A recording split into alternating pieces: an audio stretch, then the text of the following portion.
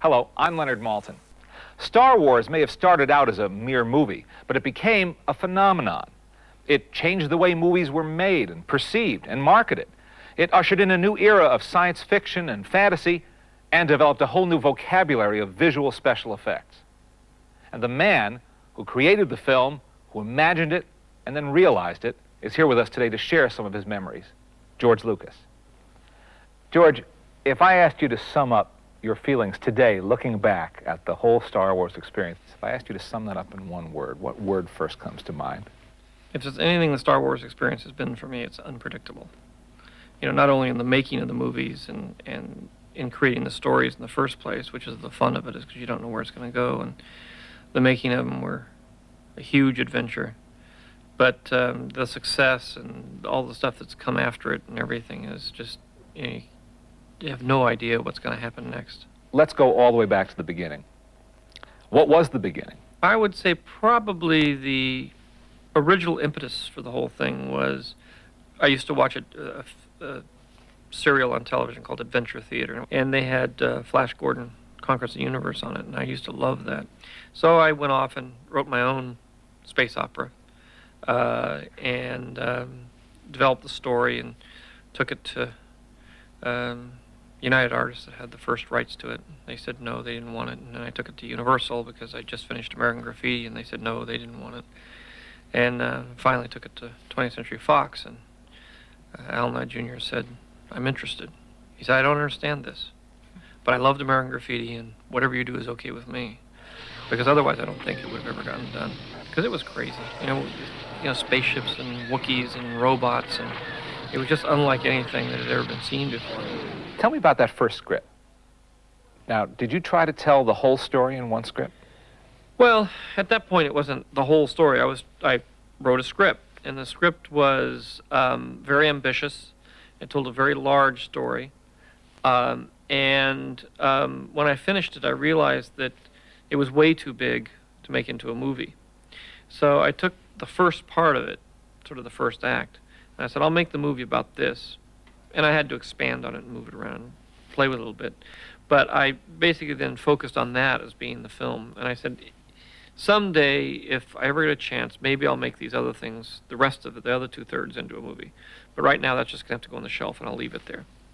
And so that's really how the first project came to pass. The other part of it is in order to write that first script, I had to write a backstory about where Darth Vader came from, how the kids evolved, his wife, how Ben related to all that, how the Emperor came to power. And that ended up being the basis for the projects that I'm working on now. You have a go-ahead on the script. You're revising it as you're preparing now to shoot the movie. How do you begin to prepare to shoot this movie? I went around and there were no departments at the studios, no one to do this. So I had to sort of build up from scratch my own special effects company in the process of starting this whole thing. How do you find people? How do you find the right people to do that kind of thing and to invent things, which is what they had to do? Yeah, there was a small group of people that had done special effects. Some guys that worked in commercials doing the Pillsbury Doughboy and this, so there was maybe a few dozen people in Hollywood that actually had some experience. They were mostly college students. They're mostly very young. I think the average age of ILM when it started was like 24. That's the average age, and so there are a lot of kids that were like 19, 20 years old. Tell me about some of the casting decisions. What I would do is I would take the various contenders for the various roles, and I'd mix them around and have them work ensemble. Because what I was trying to do is see how they all look together and work together as a group, not as individuals.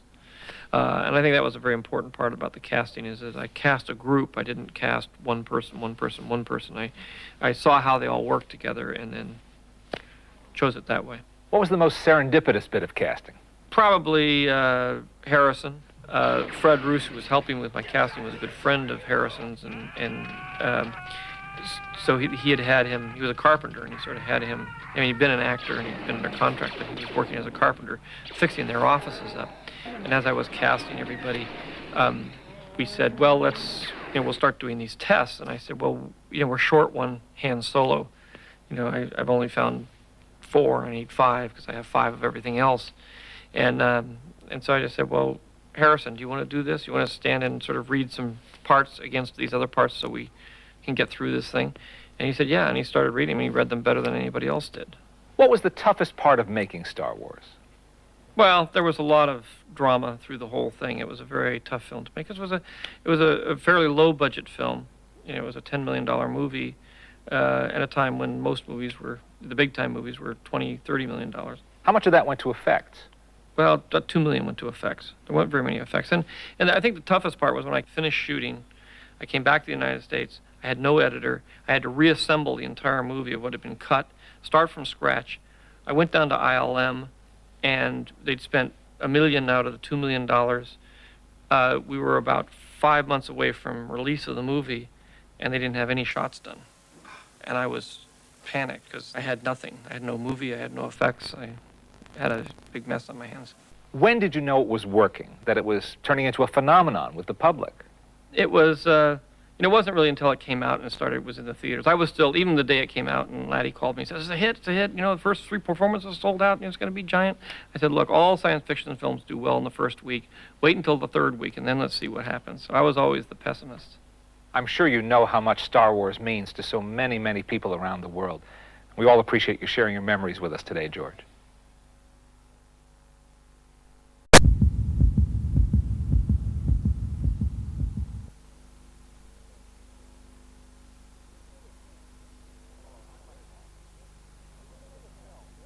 Hello, I'm Leonard Maltin. When you've made a film that is not only extraordinarily successful, but has embedded itself in our popular culture, well, that's a tough act to follow. But George Lucas managed to pull it off. After Star Wars came The Empire Strikes Back. A totally successful film in its own right, as well as one of the most popular sequels ever made. And he's here today to tell us a little about the genesis of that film and its place in the Star Wars trilogy. Thanks for being here, George. Thank you. Star Wars has come out. A success, I think it's fair to say, beyond your expectations. Yeah, definitely. At what point did you receive a commitment or an urging to do a sequel? And did you immediately say yes, or was there any hesitation on your part to do it? Well, it didn't really happen that way, because what I did when I was writing it, I wrote one movie, and then I couldn't do the whole movie because it was way too big. The first draft was, it had too much stuff in it. It was way too big. It couldn't possibly be done. So I took a deep breath and said, okay, I'm going to have to take all these great ideas, and that part I'm just going to have to cut out, and I'll just do what it was then really the first act, and I'll expand this and make this into a movie. So I did that, but then as a writer, you create this whole thing, and it's, sitting there on the shelf.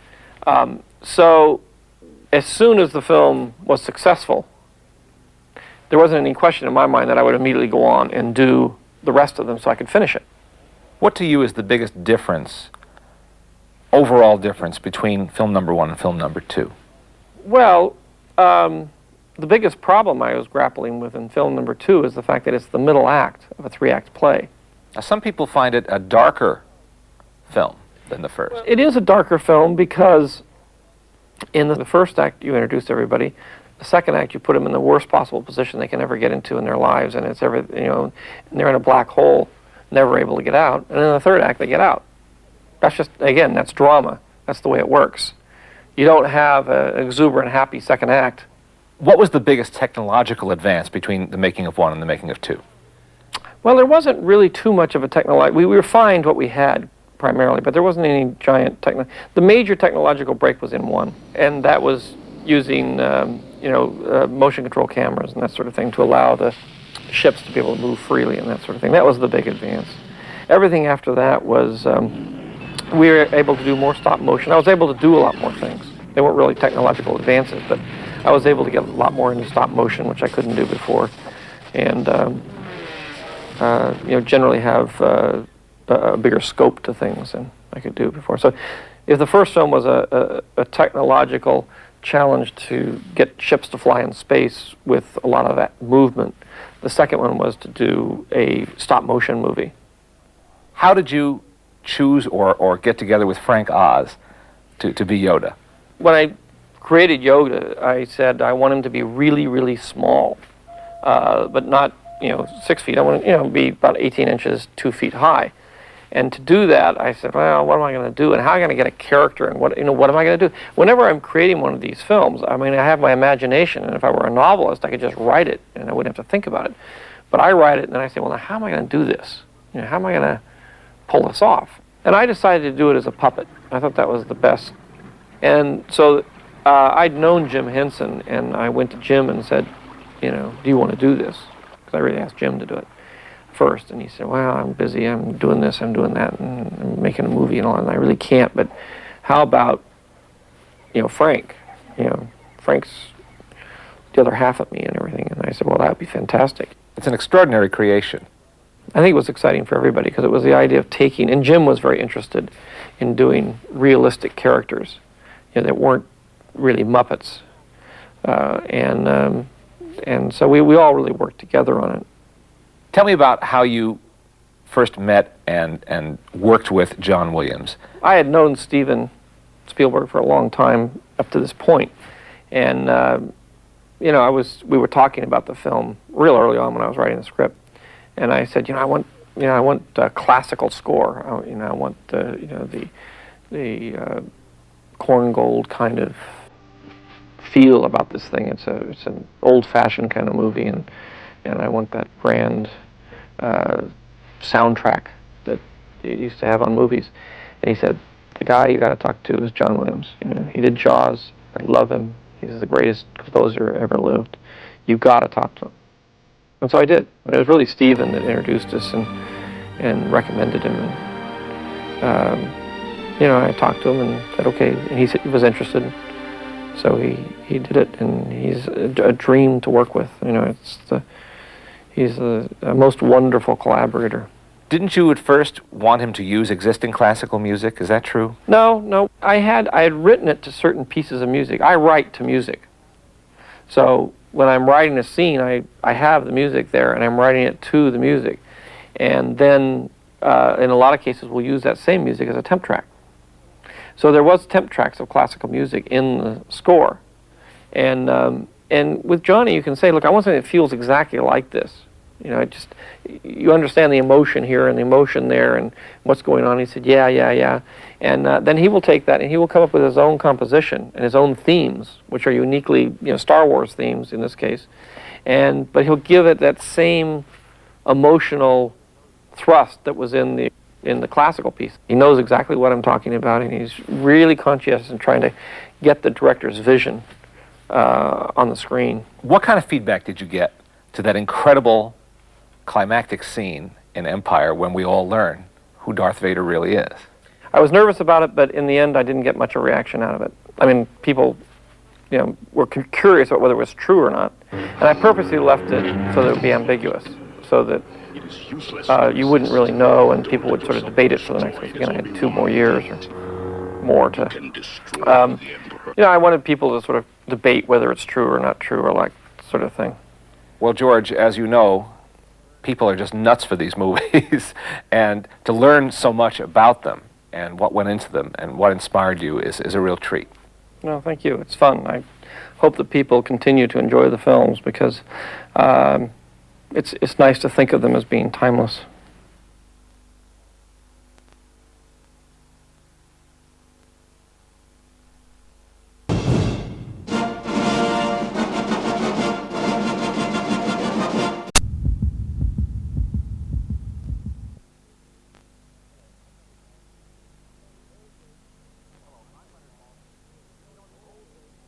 Hello, I'm Leonard Maltin. In the old days of those Saturday matinee cliffhanger serials, the audience had to wait an entire week to find out what happened to its hero. George Lucas went well beyond that. He kept us all waiting years between Star Wars, The Empire Strikes Back, and then finally, The Return of the Jedi. Thanks for being here, George. By the time you got to Episode 3, did anything from public feedback or from your own second thoughts change your vision of what the third installment should be? Or is it the way you thought it always would turn out? No, it's pretty much the way it was always thought to come out. I mean, I had to make certain changes to things, because in the original screenplay, the Ewoks were Wookiees, and Chewbacca really wasn't the co-pilot. So, and so when I did the first film, I love the Wookiee so much, I said, well, I got to get a Wookiee in here, even though, because those may never get done. So I took the Wookiee out of the battles and made him the co-pilot. Because originally they were sort of a primitive race of people who couldn't fly or couldn't do anything, and because that was the whole point. And so I had to figure out how I was going to do Wookiees, and I basically cut them in half and called them Ewoks. But it was a lot of that stuff is all there. But in the original, it was a ground battle and an air battle all together. How did you ever think of Jabba the Hutt? Well, Jabba, it's one of those things. I needed a gangster. I mean, he was in the first film, and in the in the special edition, we're putting back a lot of material with Jabba the Hutt in the first film, in the very first one that we did, and so he was in that. He was this big gangster, and it wasn't until a little later that we actually, because we couldn't do that sequence because we didn't have the time, but. When we got to the third one and Jabba appeared, then we did this whole thing of designing that one as a big kind of repulsive character, and we had a lot of designers coming up with various versions of Jabba the Hutt. Was it a conscious decision to move a good chunk of the action for Part 3 into an earthly outdoor terrain? It's so different from anything you see in the first two films. Well, it was. I'm very conscious of the environments. And I try to have at least 3 environments in a movie, and I try to have them as different as possible. And then from movie to movie, I try to have the environments as different as possible. In the first movie, we were on a sand thing. It was all kind of a brown color. And so then on the second one, I put in the snow, and it was all kind of white. And then I did the green, swampy kind of thing. And the third one, what can you do in terms of environments? You have to shoot it somewhere on this earth. Unfortunately, we can't go somewhere else. So, a forest was really about the only thing I had left. And originally, even with the Wookiees, the Wookiees lived in a forest environment. They lived in the same kind of tree houses, and they did that. They were sort of Earth people. There's a whole motif of like Luke's planet. Everybody is brown. There's lots of browns and earth tones. Everything is earth tones and light tan and light brown, flesh color. It's all very warm tones. And then when you go to the Death Star, it's all black and white. Everything is black and white all the time. I mean, it's all very harsh and contrasty in black and white. And I use that a lot. And so in the large arc, it was the same way. It was, where the Wookiees lived, it was all sort of green and brown. I added that in. It sort of was a motif that went from sort of a tan brown to a green brown. And so that sort of still exists in the actual film. There's a whole color and environment motif that goes through, and the good guys are all the earth colors, and the bad guys are all colorless. Your many, many fans, and there are many avid fans, as you know, of the Star Wars trilogy, are wondering about the next 3 films. And why is it taking so long? Why does it take so long? And how long will it take?